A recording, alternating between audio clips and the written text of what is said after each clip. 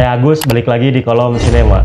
Nah, kawan-kawan, kita jumpa lagi di Kolom Sinema untuk membincangkan film-film atau memang serial yang layak untuk kita bincangkan. Walaupun suara saya sedikit agak bindeng karena memang cuaca dan akhir-akhir ini banyak hal yang membuat saya harus pergi keluar gitu, tapi tidak masalah. Untuk membincangkan film, effort saya masih besar gitu.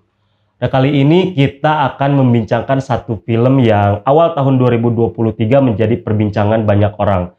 Film yang mendapatkan 8 nominasi dari Golden Globe Awards, yang mungkin berbeda ya dengan Oscar. Karena Golden Globe Award ini bukan hanya sekedar kepada film, tapi ke media-media lain selain film gitu, di pop culture seperti itu. Film yang mendapatkan 8 nominasi ini berjudul The Banshees of Inisherin, kawan-kawan. Saya pasti akan banyak mendengar keluhan dari kawan-kawan yang menonton film ini. Kenapa kok film menjenuhkan seperti ini bisa mendapatkan 8 nominasi Golden Globe Award? Atau kenapa sih film yang datar kayak gini kok bisa dapat banyak nominasi dan dapat banyak pujian dari kritikus film, baik itu di Eropa ataupun di Hollywood dan di Asia bahkan.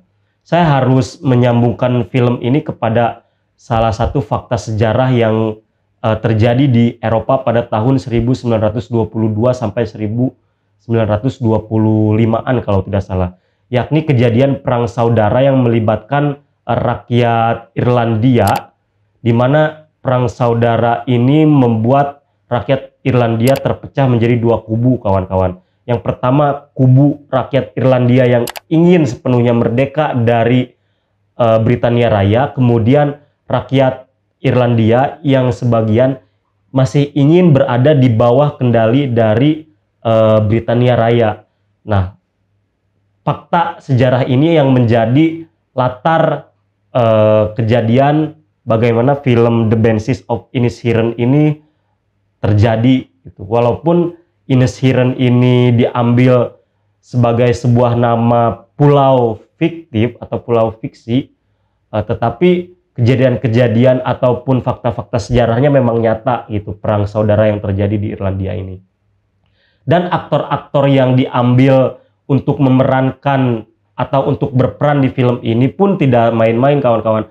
Aktor-aktor ini dipilih oleh sang penulis dan sutradara secara langsung yang bernama Martin McDonagh, itu selaku penulis dan sutradaranya. Ia tidak ingin sembarangan mengambil aktor dan aktris. Dia memilih aktor dan aktris yang memang punya ikatan darah dengan Irlandia. Maka dari itu diambillah aktor-aktor yang memang berdarah Irlandia asli dan sampai sekarang masih berbicara menggunakan logat atau aksen dari Irlandia. Ini tidak terlepas agar suasana atau atmosfer yang dibangun di dalam film ini begitu terasa, begitu ketara, begitu kental. Aktor-aktor antara lain yang diambilnya itu ada Colin Farrell dan juga Brendan Gleeson yang beberapa kali juga sudah duet di film-film lain, dan pada film ini mereka duet di film terbaru gitu, setelah 14 tahun kalau tidak salah di film terakhir mereka di sini pun duet gitu. Sebenarnya premis dari film ini secara sederhana sekali menceritakan tentang persahabatan dua orang lelaki yang beranjak tua yang hidup di sebuah pulau yang bernama Inisherin, dengan kegiatan-kegiatan di pulau itu setiap harinya bisa terbaca gitu. Setiap pagi mereka mengantarkan susu, kemudian jam 2 siang mereka pergi ke pub ini semacam bar kalau di dunia modern sekarang, dan setelah itu sorenya sampai malam mereka biasa memainkan biola dan mereka pergi tidur, dan begitu saja terus keseharian mereka setiap hari di pulau terpencil yang bernama Inisherin ini. Namun suatu saat si Colm, dua tokoh sahabat di film ini bernama Padraig dan Colm, suatu ketika si Colm ini tiba-tiba memutuskan hubungan dan menjaga jarak dengan si Padraig ini. Yang biasanya mereka selalu setiap hari bertemu dan mengobrol hal-hal yang penting tak penting, namun suatu waktu si Colm ini memutuskan untuk tidak lagi berteman dan menjauhi si Padraig dengan alasan bahwa dia sadar bahwa umur yang dia jalani bisa saja terhenti sewaktu-waktu, alias bisa saja dia meninggal sewaktu-waktu di pulau terpencil yang membosankan ini. Dia sadar bahwa sisa hidupnya tidak hanya bisa dipakai semata-mata menghabiskan waktu dengan mengobrol hal-hal yang tidak penting dengan sahabatnya ini. Dia merasa harus ada sesuatu yang lebih besar yang dia tinggalkan ketika dia mati nanti. Minimal dia meninggalkan beberapa karya lagu atau musik gubahan yang ia hasilkan dengan biolanya untuk bisa didengarkan orang-orang di pulau itu setelah dia mati. Nah, premisnya seperti itu. Yang satu masih ingin berteman dan masih ingin melakukan kegiatan-kegiatan tak penting, mengobrol dan sebagainya dan sebagainya. Yang satu sudah merasa bahwa cukup hidup dia dihabiskan untuk hal-hal yang tak penting. Dia merasa ingin lebih berarti untuk orang-orang setelah dia nanti tiada, seperti itu. Nah, si tokoh Padraig ini karena merasa dia dikhianati dan dia tidak tahu alasan mengapa si sahabatnya ini pergi, maka dia terus-terusan walaupun dia sudah dilarang untuk tidak lagi menemui si Colm ini, tetapi si Padraig ini masih terus-terusan saja mendekati atau mengajak si Colm ini mengobrol, dan pada akhirnya terus terjadi perdebatan dan hingga suatu saat ketika si Colm ini sudah sangat merasa jengkel terhadap si Padraig karena dia sudah mengatakan bahwa dia tidak ingin lagi berteman, sampai-sampai dia mengatakan bahwa jika si Padraig ini masih menguntit dan masih mengikuti kemanapun si Colm pergi, dia tidak akan segan-segan untuk memotong tiap jarinya setiap si Padraig menemui dirinya. Dan pada akhirnya di film ini diceritakan bahwa si Colm sampai harus kehilangan 5 jarinya gara-gara si Padraig yang tidak mau berhenti untuk mengikuti dan memaksa si Colm ini bertemu. Nah, seperti itu. Kemudian jari-jari yang dipotong sendiri oleh si Colm ini dilemparkan ke depan rumah si Padraig dengan maksud bahwa ancaman saya ini tidak pernah bercanda gitu. Ancaman saya ini tidak pernah hanya gertakan semata, tapi ini benar-benar saya lakukan agar kamu tidak mendekati saya lagi, tidak mengganggu hidup saya lagi gitu. Hingga pada akhirnya setelah si Colm kehilangan 5 jari, kemudian si Padraig juga merasa sudah menyerah karena tidak ada lagi cara yang bisa dilakukan untuk mendekati sahabatnya ini. Dia menemukan keledai kesayangannya yang bernama Jenny ini mati, kawan-kawan. Si Padraig ini mati gara-gara keledainya ini menelan beberapa jari si Colm yang ditinggalkan di depan rumah si Padraig. Otomatis dong, hewan kesayangan dia mati, dia emosi dan amarah dia memuncak terhadap mantan sahabatnya ini. Kemudian dia langsung mendatangi si Colm dan dia berkata bahwa hubungan kita tidak pernah akan selesai, justru hubungan ini baru dimulai, hubungan amarah ini baru dimulai, dan saya akan membakar rumah Anda tepat esok hari pada saat pukul 2 siang. Dan itu cerita sederhananya.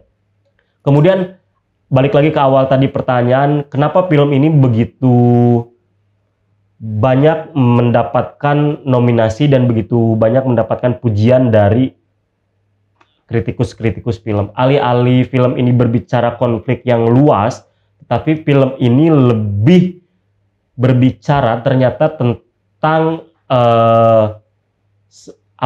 keintiman dari perasaan sepasang sahabat laki-laki yang biasanya kita tahu kan, kalau di stigma masyarakat kita biasanya yang banyak pertengkaran seperti ini tuh adalah perempuan gitu, perempuan yang tadinya bersahabatan kemudian gara-gara sesuatu selek.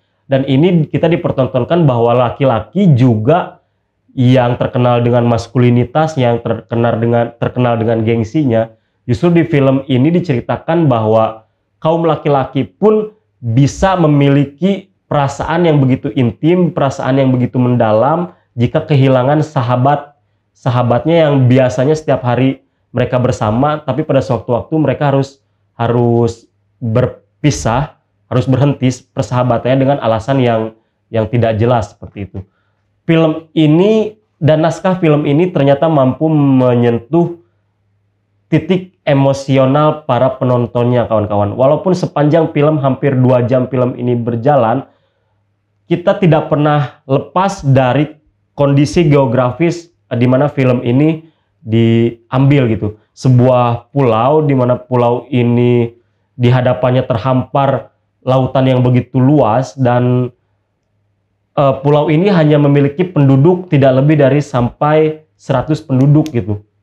Dengan rumah yang sangat sederhana, kemudian dengan kegiatan-kegiatan yang juga sangat terbaca. Kegiatan-kegiatan orang-orang di pulau ini kan hanya beternak keledai, beternak kambing, beternak sapi, kemudian mereka menghabiskan waktu untuk mabuk-mabukan pada siang harinya, dan malamnya mereka menikmati waktu dengan bermusik. Ya seperti itu saja terus, tetapi dari rutinitas-rutinitas ini ternyata mampu menimbulkan sebuah konflik yang mendalam gitu antara sosok Colm dan juga sosok Padraig. Dan juga satu kredit yang harus diberikan khususnya oleh saya gitu kepada aktor pendukung terbaik di film ini, yaitu adalah Barry Keoghan kawan-kawan. Barry Keoghan ini kan yang aktor yang namanya sekarang cukup melejit gitu setelah dia membintangi salah satu tokoh di film Eternalnya Marvel. Kemudian di film DC juga di The Batman dia menjadi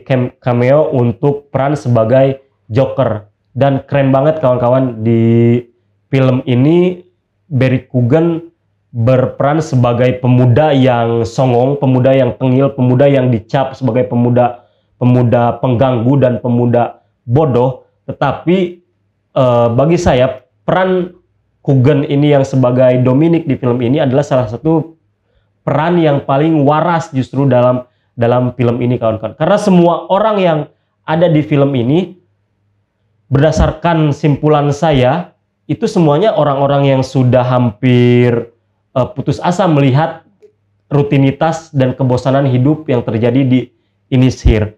Hanya ada satu-satunya pria yang dianggap bodoh dan songong, yaitu Dominic sendiri, yang ternyata dia masih punya sedikit pemikiran yang jernih, pemikiran yang berbeda dengan orang-orang di pulau ini. Saya suka banget dengan acting Barry Keoghan di film ini. Dia sangat-sangat cocok walaupun diberikan titel sebagai pemuda yang songong dan bodoh. Itu kawan-kawan. Dan film ini masih bisa ditonton di Disney Hotstar. Selebihnya kawan-kawan bisa memberikan komentar kalau sudah nonton. Jangan lupa juga like dan subscribe tiap konten Langgam Pustaka TV, dan juga ikuti perbincangan kita di kolom sinema. Terima kasih.